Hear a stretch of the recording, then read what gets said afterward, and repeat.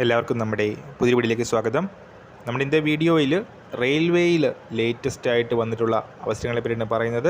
Video കിടക്കുന്നതിന് മുന്നേ നമ്മളെ ചാനൽ അതിൽ കാണുന്നവർ ചാനൽ സബ്സ്ക്രൈബ് ചെയ്തേക്കുക. അതുപോലെ തന്നെ വീഡിയോ ഇഷ്ടപ്പെട്ടിട്ടുണ്ടെങ്കിൽ വീഡിയോ ലൈക്ക് ചെയ്യുക, വീഡിയോ മാക്സിമം ഷെയറും കൂടെ ചെയ്തേക്കുക.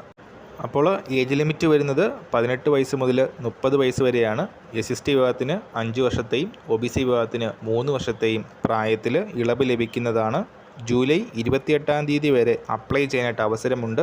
19,900 എന്നൊരു സാലറി സ്കെയിലാണ് വരുന്നത്.